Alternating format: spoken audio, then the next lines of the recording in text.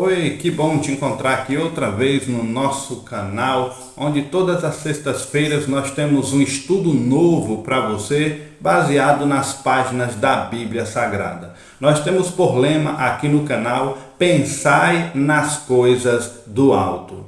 E o estudo que haveremos de ter hoje é a Arca de Noé e suas evidências. Hoje é a quarta parte, a parte final de um interessante estudo que eu trago para você. Queridos, nessa parte final, veremos como puderam construir naquela época um gigantesco barco de madeira e salvar pessoas e animais. Responderemos a grande pergunta quanto ao dilúvio: foi local ou foi no mundo inteiro? O que mais a Bíblia diz a respeito de todos esses acontecimentos? E fora da Bíblia, nós ainda temos 8 evidências importantíssimas de um dilúvio que aconteceu aqui na Terra. Bem, estes são os nossos assuntos de agora, então não saia da arca ainda, pois muitas águas irão rolar no vídeo de hoje. Continue ligado. Antes quero te lembrar, se você não se inscreveu no canal, faça sua inscrição logo após sua inscrição, que é bem rapidinho fazer. Deixe aí o seu joinha, e participe conosco do canal Chanel Pensador, pensando nas coisas do alto. Caros ouvintes, existem basicamente duas visões sobre as possibilidades da extensão do dilúvio. A primeira visão é aqueles que, sendo cristãos de fé criacionista, em uma visão mais fundamentalista, quer dizer, os que interpretam o texto bíblico desse evento de forma mais literal. Ou seja, eles defendem que o dilúvio foi realmente uma catástrofe planetária que cobriu toda a Terra com água acima de todas as montanhas, até a mais alta, conforme diz a referência bíblica. Segundo, aqueles com outra visão que creem na possibilidade de que o dilúvio tenha sido um evento que afetou somente a parte povoada do planeta naquela época. Isso eles estão se referindo à Mesopotâmia. Essa visão reduz o impacto do evento, facilitando a sua aceitação por alguns acadêmicos. Ambas as visões, porém, têm suas lógicas, queridos, mas somente uma é defendida e aprovada, tanto do ponto de vista científico como bíblico, conforme nós veremos agora nesse estudo. O dilúvio foi local ou foi mundial? Amados, percebemos que nas últimas décadas tem caído a aceitação de algumas teorias que defendem que o dilúvio teria sido ali local, devido à grande comprovação científica que é encontrada sobre o dilúvio na Terra. Antigamente, muitos acreditavam que o dilúvio teria sido apenas um evento ali naquela localização. Dessa forma, supostamente, o juízo de Deus atingiu apenas a região do Antigo Oriente Médio, próximos ali, e não todas as partes do planeta.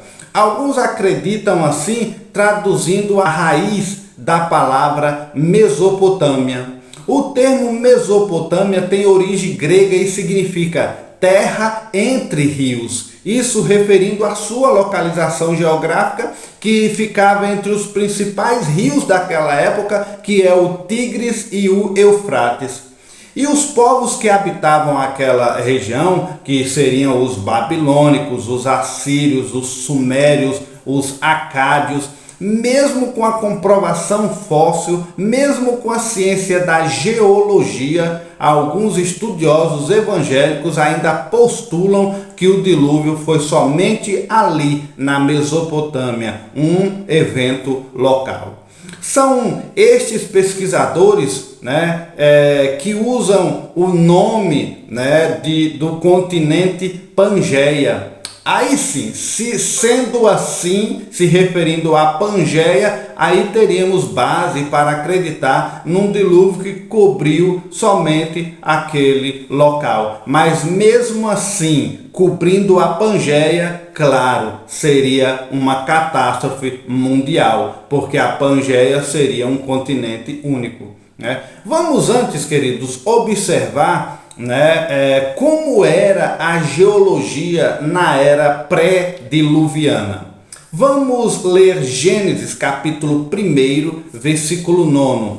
Diz assim: E disse Deus: ajuntem-se num só lugar as águas que estão debaixo do céu, e apareça a terra seca. Refere-se à palavra no texto um único lugar, num só lugar, tanto as águas, num só lugar, tanto a parte seca. Este lugar, alguns pesquisadores cientistas chamam de a Pangeia, né? Essa é uma teoria de que esse seria o único continente que é descrito ali, né, no texto. E também dentro de uma outra teoria chamada a deriva continental, que existiu há milhões de anos durante a era paleozoica, segundo pesquisas e estudos. Essa palavra Pangeia origina-se do fato de todos os continentes ainda estarem juntos, né? A palavra Pangeia, pan, vem do grego, que significa todo, inteiro, único, e gea, né, ou gel, que significa terra, uma só terra. Isso traz para a gente a noção de totalidade, de universalidade, formando um único bloco de terra, onde personifica a terra com todos os seus elementos. Depois, mais tarde, os cientistas a chamaram de megacontinente. Então, passaram-se mais milhões de anos até que a Pangeia se fragmentou, dando origem a dois megacontinentes, a Gondwana e a Laurásia. Esta separação ocorreu lentamente, se deslocando sobre um subsolo oceânico de basalto, né? E a Gondwana seria a parte correspondente à América do Sul, à África, à Antártica, à Austrália e à Índia. Aí formaria a Gondwana. A Laurásia era outro continente onde estava ali a América do Norte, a Europa, a Ásia, o Ártico. Então, a Pangeia seria cercada por um único oceano e, segundo eles, esse oceano era chamado de Pantalasa. A existência desse único lugar chamado Pangeia foi sugerida pela primeira vez no início do século XX pelo meteorologista alemão Alfred Wegener, né? Alfred Wegener gerou uma gigantesca polêmica entre as classes científicas de sua época. Wegener teve como um ponto de partida a teoria da deriva continental. Os contornos semelhantes, como você vê aí na gravura, né, das costas da América e da África, como se eles fossem um dia encaixados e se separaram ali. Formariam um encaixe quase perfeito, como você está vendo aí no detalhe, né, dessas gravuras aí. A maior prova foi a constatação de que os animais que lá viviam eram os mesmos, tanto de uma costa quanto da outra. Tanto na costa do Brasil quanto na costa da África, os elementos em vegetação e animais são semelhantes. Aí eles observavam que esses animais e plantas não seriam capazes de atravessar todo o oceano, né, para sobreviverem. Então um dia eles faziam parte de um mesmo espaço. Isso é a teoria de Wegener. Ele ainda conclui que eles teriam vivido no mesmo ambiente em tempos remotos. Essa teoria foi confirmada somente em 1940, 10 anos após a sua morte. Sendo a Pangeia ou Mesopotâmia, o que o Gênesis sugere foi um cataclisma mundial. Além da Bíblia, temos muitas evidências para provar a extensão do dilúvio. Mesmo sendo a Pangeia um continente único, o mundo era ali. Então, se as águas cobriu a Pangeia, literalmente nós estamos falando de uma catástrofe mundial. Ok? Essa região entre dois rios que citamos ainda há pouco, a Mesopotâmia, também seria assim. Assim, qualquer inundação local seria descrita com uma proporção global, porque para ele só existia aquela civilização concentrada ali. O mundo era ali. Mas não há nada, querido, que comprove essas teorias, né? A condição de que o homem não teria migrado para uma outra região, numa época tão remota. Ainda hoje se comprova a existência de evidências fósseis humanas extremamente antigas, espalhadas por todo o planeta. A ideia de um dilúvio local também não explica o fato de fósseis de animais marinhos serem encontrados nas montanhas ao redor do mundo, como nós citamos no vídeo anterior. Além disso, queridos, também não se pode desconsiderar a enorme variedade de relatos de povos antigos de todas as partes do mundo sobre uma inundação universal. Mas o mais importante é que a Bíblia não deixa qualquer dúvida de que o dilúvio foi universal. O escritor de Gênesis disse no capítulo 7, versículo 19, o seguinte, preste atenção: as águas prevaleceram excessivamente sobre a terra e todos os altos dos montes que havia debaixo de todo o céu foram cobertos. A Bíblia é clara em dizer que foi um evento global, foi no mundo inteiro. Né? Mas por que no mundo inteiro? Existem algumas questões importantes que apontam para um dilúvio universal. Devem ser consideradas aqui em nosso estudo agora. Vamos citar algumas então. Preste atenção. Primeiro, se o dilúvio tivesse sido apenas local, né? Não estamos mais observando uma Pangeia. Estamos vendo o mundo nos termos de hoje, que é o original para nós, saindo de teorias.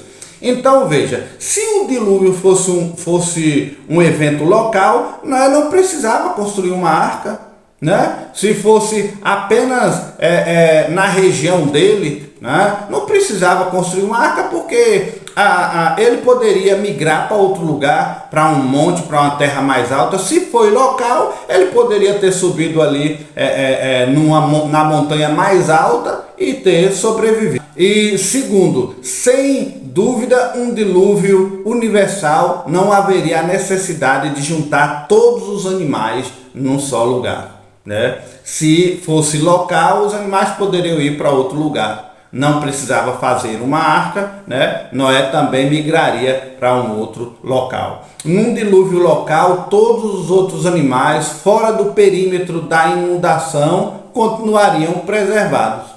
Então, não tem lógica, né, de um dilúvio local. O relato bíblico em Gênesis 7,19 afirma que todos os altos montes que haviam debaixo de todo o céu foram cobertos por água. Essa afirmação é uma questão normal da física.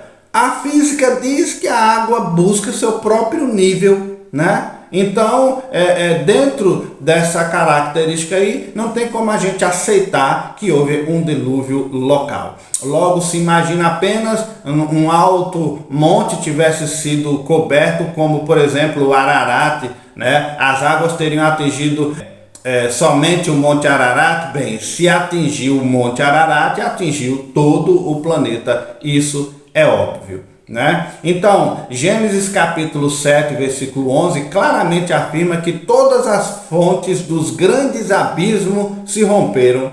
O grande abismo, nesse caso, se refere às profundezas oceânicas, conforme Apocalipse. Esse cenário, querido, sem dúvida reforça a ideia, com certeza, de um dilúvio universal, global, atingiu toda a terra. As dimensões espetaculares da arca construída por Noé não parecem concordar com a ideia de que ele teria servido apenas para escape local. Aquela arca ia servir só para aquela região, pela monstruosidade daquele projeto ali. Você observa quando existem inundações locais mais severas, as destrutivas, né, que acontecem ali em locais.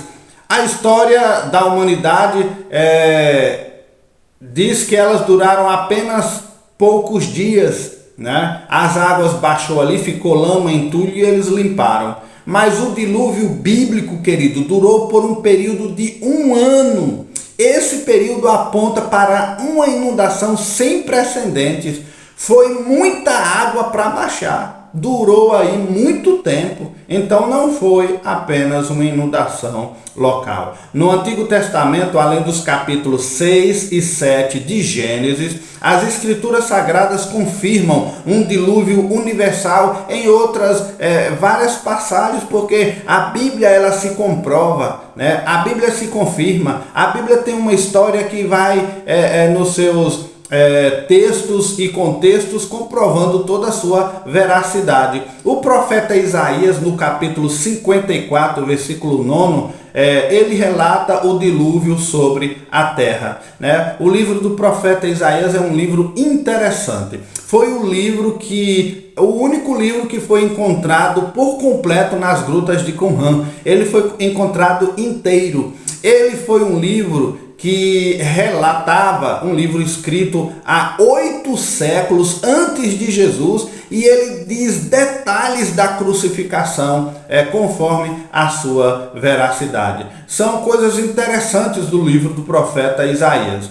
Já o profeta Ezequiel, ele fala sobre Noé no capítulo 14, versículo 20 do seu livro.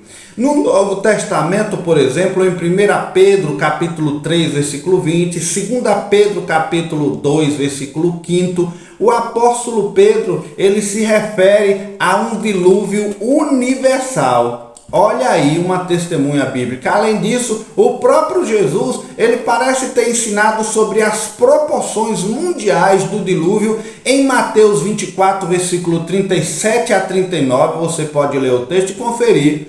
Também Jesus confirmou um dilúvio universal em Lucas capítulo 17, versículos 26 e 27. E por fim, o escritor de Hebreus, no capítulo 11, versículo 7, ele também indica um dilúvio universal em sua escrita.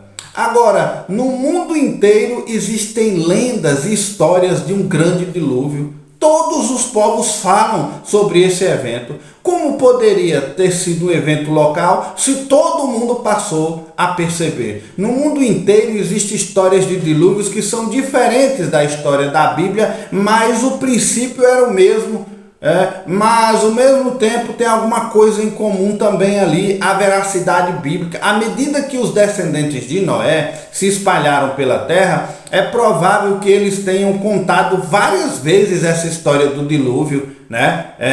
Meu pai, meus avós foram salvos num barco que Noé construiu. Inclusive, ainda hoje as pessoas procuram reviver esses importantes acontecimentos. Por exemplo, Olsen Kandei, né, ele projetou uma arca de Noé moderna para o Museu Judaico em Berlim. É um escritório, o Olsen Kandei é um escritório de arquitetura americana que existe lá em Seattle, dirigido pelo arquiteto Jim Olsen e Tom Kandei. Né? Este projeto foi construído em 2020 em meio à pandemia do Covid e tem por nome Anoha, The Children World, significa o mundo das crianças.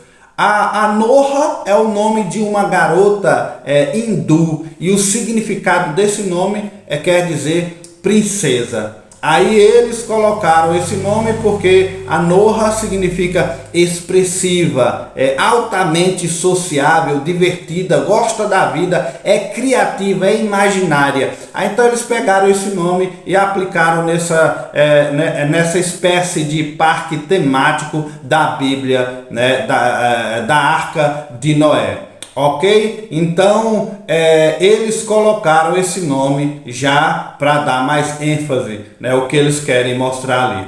Eles, com esse projeto, reinterpretam, né, o acontecido da Arca de Noé no lugar de imaginação, diversão, que materializa a história bíblica, oferecendo um ambiente exclusivo para crianças. Então, é interessante isso daí. Também cheio de criatividade, o holandês Johan Weber, em 2012, depois de incansáveis 20 anos de trabalho, ele construiu uma réplica do grande barco bíblico do tamanho real. Johan, um milionário, ele gastou equivalente a 8,5 milhões para construir essa arca. Por incrível que pareça, a ideia para a construção da arca, diz ele em uma entrevista, surgiu após ele sonhar que a Holanda havia sido inundada por conta de uma forte chuva.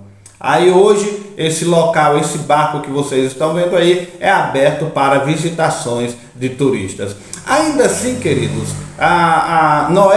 de Noé para cá, histórias não param, mas tudo indica com o tempo que esses relatos foram ficando distorcidos, né? Aí foram criando histórias, foram incrementando ali crendices, lendas. Vamos ver algumas, por exemplo.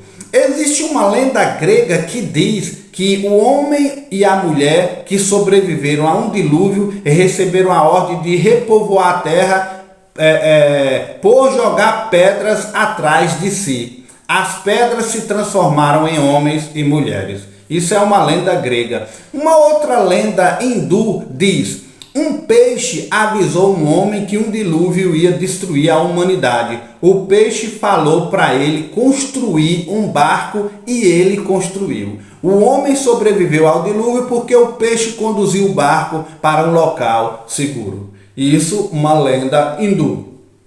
Uma lenda babilônica também conta: o homem e a mulher que sobreviveram a um dilúvio ganharam a imortalidade e se tornaram deuses. Já uma outra lenda da América Central descreve: um homem, sua esposa, seus filhos sobreviveram a um dilúvio e todos os outros homens foram transformados em peixes. Então observe que essas lendas trazem, indícios de fato da história do dilúvio. Lógico que com o tempo vai se mudando alguma coisa e começam a virar aí contos. Não vamos dizer todas elas aqui, queridos, porque ao todo dessas histórias aí, no mundo existe 270 histórias do dilúvio, vinda de todas as partes do mundo.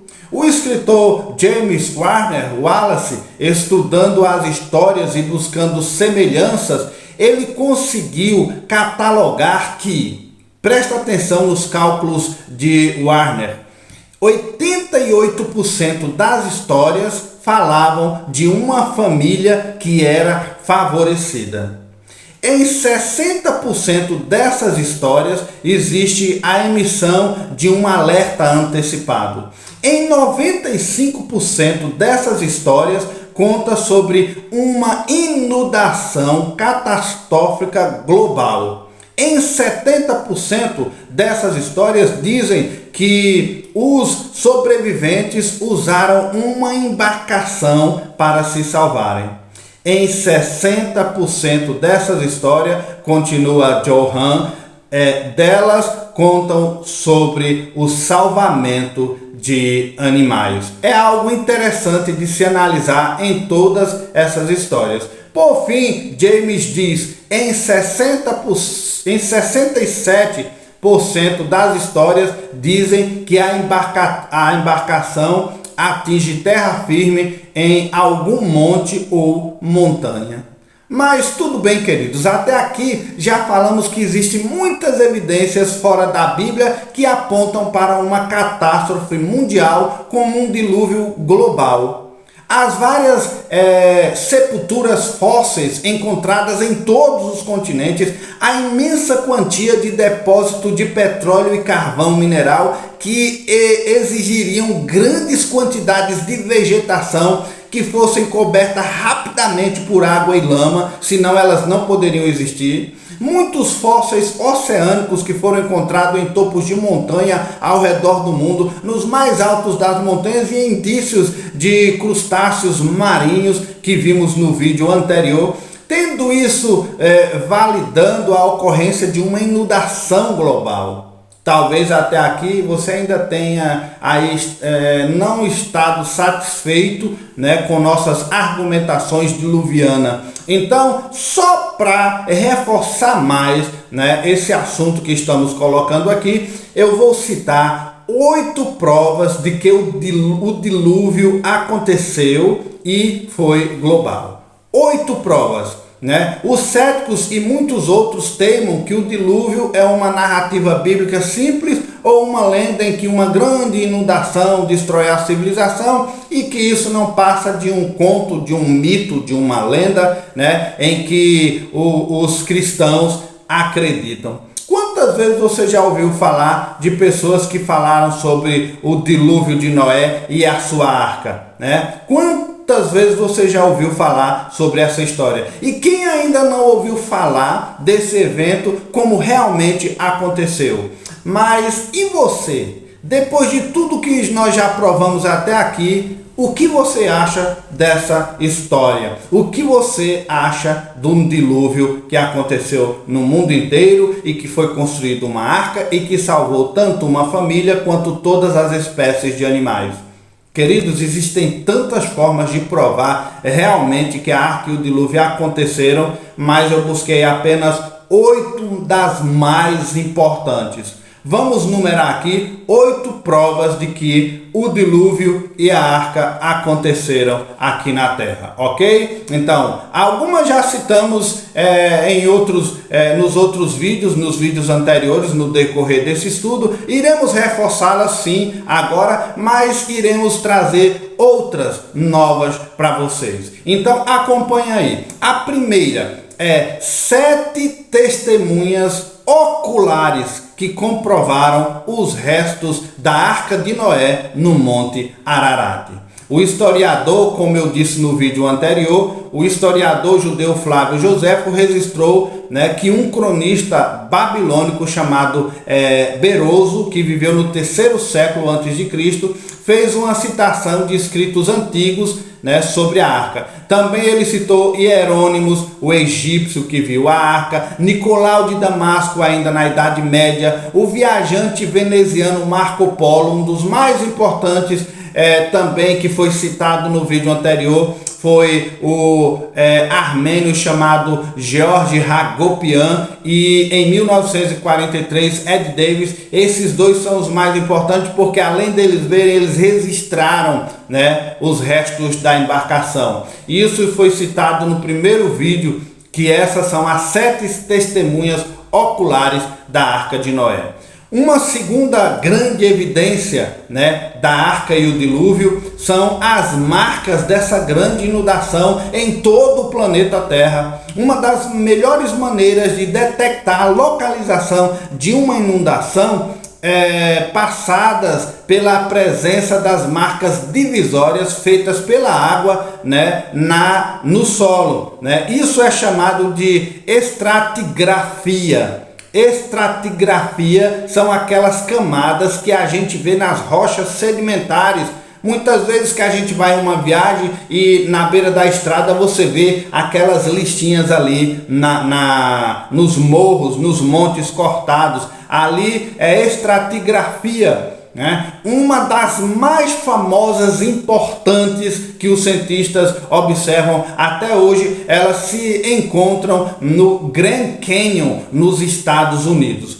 Queridos, qualquer atividade de água significativa, forte como um tsunami, deixa essas divisas para trás, mas essas marcas foram vistas acima dos níveis dos mares no solo, que sugere que grande inundação aconteceu em grande escala aqui na Terra. Elas são vistas até no Grand Canyon, né? E o mar não chegou ali, né? A não ser por uma catástrofe global que atingiu o mundo inteiro. no ano de 2004, essas divisas foram descobertas nas regiões montanhosas de Madagascar. O arqueólogo ambiental chamado Bruce Messi, ele foi naquela área ali, acreditou que o lugar oferece provas de uma enchente em grande escala, né, de proporções absurdas. Há uma terceira evidência que eu gostaria de trazer para vocês, que são os escritos antigos que contam a mesma história de uma inundação global. Aqui eu não já estou citando as lendas e as historinhas que eu li anterior. Aqui são provas da arqueologia, como por exemplo, tabletes de pedra ou argila que relatam a mesma história do dilúvio em todo o mundo. Praticamente toda a civilização carrega consigo uma lenda de uma grande inundação em tempos antigos e registraram aquilo ali. Todos eles são notavelmente similares em detalhes. Embora a gente conheça a história de Noé, podemos ver também histórias semelhantes, como a epopeia de Gilgamesh e nos antigos escritos da Suméria sobre grandes inundações. Nos mitos e lendas gregas, Zeus iria enviar uma inundação para destruir os inimigos de quem ele havia se cansado. Nisso, prometeu instruir seu filho, que o texto diz Deucalião, e ele construiu um baú. Se formos para o folclore, o folclore romano, ele fala de um deus Júpiter com a ajuda de Netuno inundando a terra para livrá-los dos maus caminhos da humanidade. Nessa história, Deucalião e a sua esposa Pirra escapam das águas de um barco. Isso são achados arqueológicos. Nas antigas lendas egípcias, Atum envia o dilúvio contra o povo rebelde. No entanto, ele permanecer na terra depois da catástrofe. Curiosamente, ele fica na forma de uma serpente. Será, queridos, essas histórias todas que estou lendo, esses achados de escritos parecidos, será que não dá para sugerir que são relatos históricos, mesmo que difere um pouquinho da história da Bíblia, mas não dá para a gente entender que foram relatos daqueles tempos, o qual foram registrados na arqueologia? Será que dá para acreditar que são somente lendas ou histórias contadas por alguém? Bem, são escritos antigos que também trazem o mesmo relato de um dilúvio e de uma embarcação. Há uma quarta evidência que nós podemos trazer, que essa é de muita importância mais ainda, é o sítio arqueológico de Göbekli Tepe. Göbekli Tepe, na linguagem turca, significa monte com barriga ou monte com umbigo. Agora, ele é um sítio arqueológico datado de mais ou menos 8.000 anos antes de Cristo, no topo de uma colina. Foi encontrado pelo Instituto Arqueológico Alemão, liderado pelo arqueólogo Klaus Schmidt, que faleceu em 2014.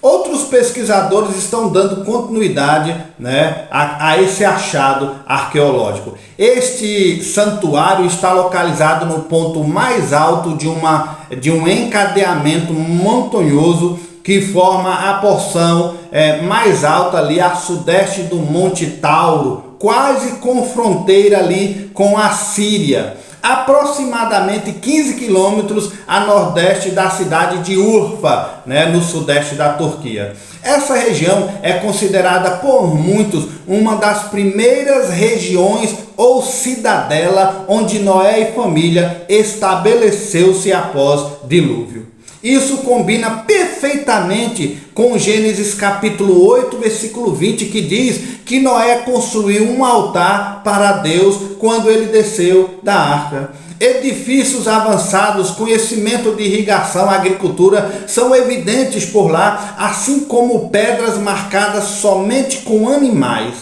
E se pensarmos que os construtores da arca usavam grandes conhecimentos, Esse poderia ter sido o lugar onde a família de Noé começou-se a espalhar pelo mundo. Acredita que esse local teria sido construído por volta de 8 a 12 mil anos antes de Cristo. Existem também evidências de altares que foram encontrados em 1960 nesse santuário, considerado a igreja mais antiga do mundo.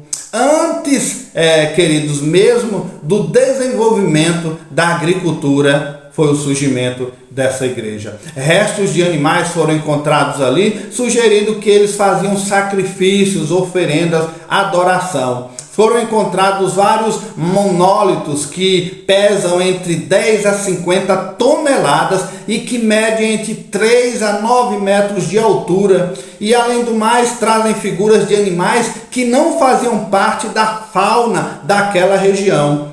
Uma pesquisadora por nome Laura, ela encontrou milhares de pedras de afiar naquela região, utensílios de barro, mais de 650 vasos para armazenar água. Tudo foi encontrado ali e, além do mais, encontraram poços de água doce naquele lugar. Ela é 7 mil anos mais antiga que as pirâmides do Egito, 6 mil anos mais antiga do que Stonehenge. Stonehenge é uma estrutura composta formada por círculos concêntricos de pedras que chegam a ter 5 metros de altura, pesam quase 50 toneladas. Isso está localizado na Inglaterra, no condado de Wiltshire. Com certeza você já viu, em um papel de parede do seu PC essa foto aí, de Stonehenge. Mas o que torna Göbekli Tepe único é que não existe nenhuma outra obra com uma data sequer parecida. Mais uma vez, a pesquisa arqueológica liga as muitas histórias da Bíblia à explicação de Göbekli Tepe, como Gênesis diz no capítulo 8, versículo 20. Mas temos uma outra evidência da Arca e do Dilúvio, que são as inúmeras cidades submersas no mundo. Muitas cidades submersas ou restos delas foram descobertos em todo o mundo. Muitas cidades correspondem a milhares de anos antes de Cristo. Certo que você vai encontrar outras cidades aí em reportagens que foram inundadas porque se construíram uma barragem, aí tiraram a população daquela cidade e a barragem cobriu a cidade. Eu não estou falando dessas. Eu estou falando de cidades desconhecidas que foram descobertas por pesquisadores e que datam ali milhares de anos antes de Cristo, quando foram parar debaixo d'água. Quer um exemplo dessas ruínas submersas? Uma está localizada na costa de Okinawa, no Japão. Devido à sua posição estratégica entre o Japão, China, Coreia, Indonésia, Polinésia, se tornou um importante entreposto comercial. Relatos antigos apontam comerciantes e representantes okinawanos nas cortes imperiais da China e do Japão naquela época. Agora, em 1986, os restos de gigantescos degraus, pirâmides, foram descobertos por lá. O que tornou a descoberta ainda mais intrigante foram as antigas lendas que existem na região de uma cidade submarina que faz referência exatamente a essa antiga cidade que foi descoberta. As ruínas foram consideradas de uma civilização muito inteligente, antiga, pela estrutura que foi achada ali. Também na Índia, uma descoberta de 2002 se estende por quilômetros debaixo d'água, com pesquisas iniciais sugerindo a cidade inundada durante a última era glacial. Ela foi batizada de Campo Hidrotermal de Lost City. Esse local possui características únicas. A principal delas é que esse local, mesmo sem a presença de oxigênio, consegue manter a presença de vida ali, né? Seres vivos ainda vivem ali. Aliás, esse é o único lugar, né, que acontece isso em todo o mundo, né? Agora, um outro local é Pavlopetre, né, que é uma cidade submersa na costa sul da Lacônia, na Grécia. Sua origem remota a 5.000 anos e o sítio arqueológico submerso é considerado um dos mais importantes do mundo, né? Pavlopetre. A cidade conta com pelo menos 15 edifícios sobre a água, provavelmente na época, né, aproximadamente ali na época que aconteceu o dilúvio, né? É um das cidades submersas mais importantes para os cientistas. Samambaji, há cerca de 2.000 anos, havia uma pequena ilha, uma ilha maia na Guatemala, que misteriosamente ela ficou submersa, embora não se saiba ao certo quais foram as razões disso acontecer. Entre as mais prováveis, só chegam à conclusão de que ela tenha sido coberta por muita água mesmo. Aí eles entram na questão do dilúvio, né? Ela se encontra submersa no lago chamado Atilã.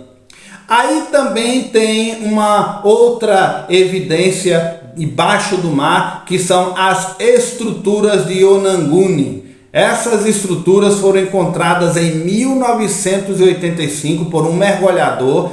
Trata-se de um monumento megalítico que supostamente estava fora do mar durante eras glaciais. Possui formas e superfícies que parecem ter sido talhadas por seres humanos. Aí depois vem Pumpurrar, né? Foram encontrados indícios de que essa pode ter sido uma grande civilização. Sabe-se que essa cidade aí existiu e foi destruída por uma grande inundação, como conta indícios da história, mas até o momento existem detalhes sobre a sua existência, né, de que teria sido em milênios atrás. Queridos, existem muitas outras cidades submersas, é claro que não foram por acaso e não foram por a construção de uma barragem. Elas estavam submersas ali há milhares de anos. Entendemos que elas são resultados, com certeza, de uma inundação global. Há uma sexta evidência, né, que vamos citar aqui, que são os pergaminhos do Mar Morto. Com a descoberta dos misteriosos escritos conhecidos como os manuscritos do Mar Morto encontrados nas grutas de Qumran,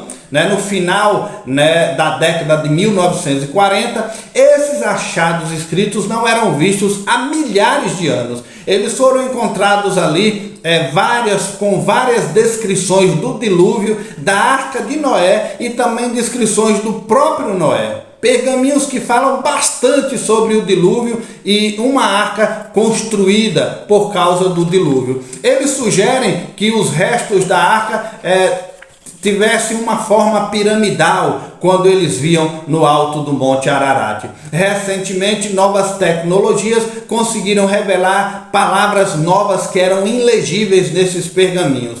Aí, nos contextos desses pergaminhos, a palavra sugere que as costelas da arca estavam reunidas no topo. Em outra palavra, eles tinham visto, né, uma forma piramidal de troncos da arca por ter retorcido, né, e se quebrado em cima do Monte Ararat. Isso nós tivemos, né, detalhes por citar no primeiro vídeo, as testemunhas oculares, a Hagopian e Ed David, eles descrevem esses detalhes no que eles viram. E olha os pergaminhos milhares de anos, né, mais antigos do que eles, trazendo essas referências. Esses pergaminhos de papiro estão guardados no Museu de Israel. E é o único testemunho físico desse documento no mundo inteiro, né? Isso explica o jornal espanhol El Mundo. O comissário da exposição de todo esse material aí foi Adolfo Reutemann. Esse manuscrito, que nunca esteve em exposição devido ao seu avançado estado de decomposição, faz parte do conjunto de 8 manuscritos do Mar Morto descoberto na Cisjordânia, nas grutas de Qumran, em 1947. Os pergaminhos milenares acreditam ter sido escritos no século I a.C. Foi escrito em aramaico, com os episódios entre o capítulo 5 e o capítulo 15 de Gênesis. É, segundo os entendidos, um dos manuscritos mais misteriosos e conta uma versão diferente do texto sagrado, porém que prova a existência da arca e do dilúvio. Pode ser uma versão apócrifa, né? Ela irá contar uma história de outra maneira por ser apócrifo. Diz que teria sido ainda dentro da arca que Noé havia sacrificado os animais. Outra diferença desse pergaminho prende-se o fato de que nessa versão o próprio Noé é quem narra a história, né? Ao invés da história ser narrada por terceiro. Mesmo com essas pequenas diferenças, está provando a existência do dilúvio, da arca e do patriarca Noé. A sétima evidência que eu quero trazer para você agora é de pesquisadores que admitem, cientistas que acreditam na possibilidade do dilúvio. Os pesquisadores, cientistas modernos dizem que a idealização de um Criador implica numa ligação direta entre Deus e os fenômenos naturais. No início do século XVII, a forma de pensar a natureza era essencialmente medieval, mas o sucesso do universo mecânico associado ao desenvolvimento da astronomia, mudou o pensamento desses cientistas. Mudou o pensamento da física, da química e dos primeiros instrumentos modernos que vai possibilitar um novo relacionamento com o mundo hoje natural. Muitos sábios direcionaram sua atenção ao dilúvio universal devido à extraordinária importância desse acontecimento para todo o mundo. Em menos de 50 anos, os fósseis foram compreendidos como vestígios de seres antigos do dilúvio, o qual foi analisado, subdividido um evento e reconstruindo uma hipótese científica, tudo isso por base em fósseis que existiram após o dilúvio. Então, nesses anos foi iniciado o desenvolvimento de muitos princípios fundamentais da geologia, por base nas Sagradas Escrituras e nas pesquisas arqueológicas. Embora, queridos, alguns questionem ainda sobre o dilúvio como evento real, pesquisadores mais tradicionais agora poderiam seriamente falar com mais ímpeto sobre essa questão aí. Isso mostra uma mudança de pensamento, bem como a aceitação da possibilidade de que o dilúvio de fato é um evento real e aconteceu no mundo inteiro. E para encerrar esse conjunto de evidências que estou trazendo para vocês, a oitava e última evidência é a existência de todo tipo de fóssil que se encontra em todo o planeta Terra. Em nosso planeta existe uma quantidade enorme de fósseis. Não é muito comum a gente ver tanto fósseis assim. Por isso, por que, queridos? Isso só ocorre em situações anormais. Porque para os fósseis existirem, precisa passar por um processo relativamente rápido de sepultamento, pois eles mostram como o ser vivo morreu e não como ele viveu. Ao contrário do que muitos dizem, eles não levaram milhões de anos, como afirma Darwin e sua turma. Esse processo acontece em um ambiente onde houve muita água e muita lama. Por isso é que identificamos a qualidade e a boa preservação dele, porque foi em um momento que não é normal. Muita água e muita lama de forma repentina cobriram eles. São fósseis que são nítidos, bem conservados e somente de uma forma assim eles poderiam estar bem conservados. Como disse, para eles terem existido, teria de ser algo muito rápido, com muita água e com muita lama. E repito, eles são encontrados no mundo inteiro. Então a gente pergunta, de onde veio tanta água e tanta lama para matar tantos animais, tantas plantas desse jeito, para virarem fósseis?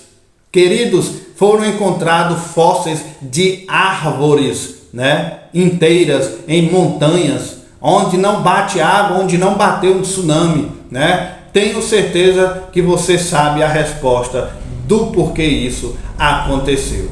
Eu quero encerrar lendo no livro de Deuteronômio, no capítulo 29, versículos de 27 a 29, que diz assim: por isso a ira do Senhor se acendeu contra essa terra, para trazer sobre ela toda a maldição que está escrita nesse livro. E o Senhor os arrancou da sua terra com ira e com a indignação e com grande furor, e os lançou em outra terra, como nesse dia se vê. As coisas encobertas pertencem ao Senhor, nosso Deus, porém as reveladas nos pertencem a nós e aos nossos filhos para sempre, para que cumpramos todas as palavras desta lei.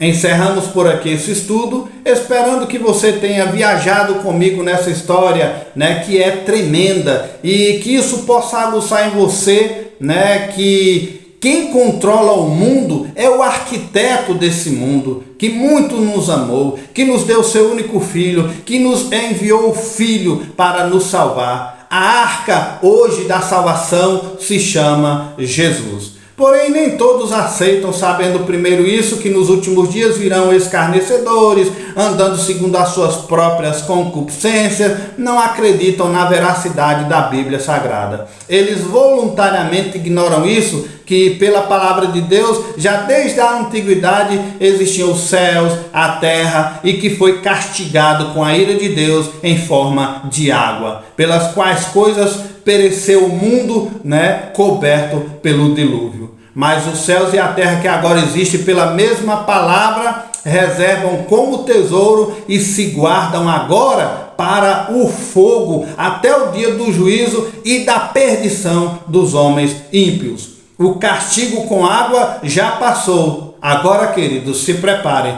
está chegando o castigo com fogo. Você está preparado? Que Deus nos abençoe. Que Deus use a sua misericórdia em favor de toda a humanidade. Fique em paz, em nome de Jesus.